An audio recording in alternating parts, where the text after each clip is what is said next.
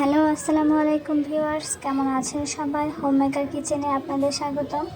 আজ আমি আপনাদের সঙ্গে খুবই মজার আর জিভে জল আনা একটা রেসিপি শেয়ার করতে যাচ্ছি। আপনারা দেখতে পাচ্ছেন এখানে আমি একটি চাটনি বানিয়েছি, অথবা আচারও বলতে পারেন। তো আজকে সেই রেসিপিটি আপনাদের সঙ্গে শেয়ার করব। আমি এখানে জলপাই আর টমেটো নিয়ে নিয়েছি।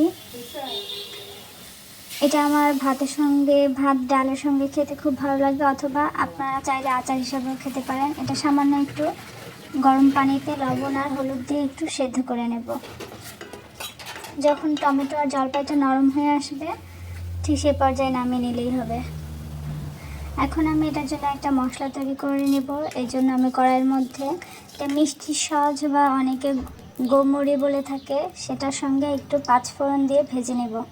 ভেজে এটাকে গুঁড়া করে নেব। আর আচার বা যে কোনো চাটনির জন্য সবসময় সরিষার তেলটাই ব্যবহার করা হয়। আমি এখানে সরিষার তেলের মধ্যে রসুন কুচি দিয়ে দিলাম, দিয়ে দিচ্ছি 2 থেকে 3টা শুকনো মরিচ। ঝালটা আপনারা আপনাদের পছন্দ মতো দেবেন। আর দিয়ে দিলাম এখানে গোটা পাঁচফোড়ন। মশলাটা যখন খুব সুন্দর একটা গন্ধ আসবে আর রসুনটার কালারটা একটু ব্রাউন হয়ে আসবে, ঠিক সে পর্যায়ে আমি এখানে জলপাই আর টমেটোর যেটা সেদ্ধ করে নিয়েছিলাম সেগুলো দিয়ে দিচ্ছি। এবারে আমি এর মধ্যে কিছু মশলা অ্যাড করে দিব। এখানে আমি তেলে নেওয়া গোটা ধনে গুঁড়াটা দিয়ে দিলাম। এখানে দিয়ে দিচ্ছি শুকনো মরিচের গুঁড়াটা। আর আমি এখানে গুড় ব্যবহার করছি, আপনারা চাইলে চিনি দিয়েও করতে পারেন। আমার কাছে গুড় দিয়ে এই চাটনিটা বেশি ভালো লাগে। আমি গুড়টা গ্রেট করে রেখেছিলাম, এখন এটা দিয়ে দিচ্ছি। এখন আস্তে আস্তে গুড়টা গলে বেশ একটু নরম হয়ে আসবে। আর সেই সাথে আমি টমেটো আর জলপাইটাও এখানে ভেঙে ভেঙে একদম ছোট করে দেব।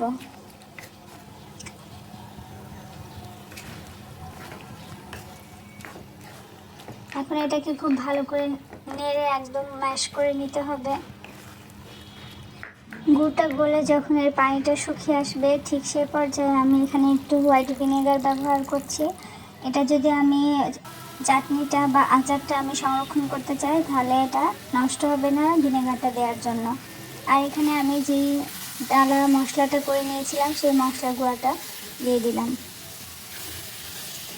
আচার বা চাটনির একদম শেষের দিকে যদি টালা মশলার গুঁড়াটা দেওয়া হয়, তাহলে কিন্তু এর ফ্লেভারটা বেশি পাওয়া যায়।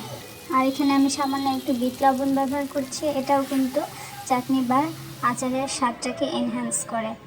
তো দেখতেই পাচ্ছেন আমার চাটনিটা হয়ে গিয়েছে।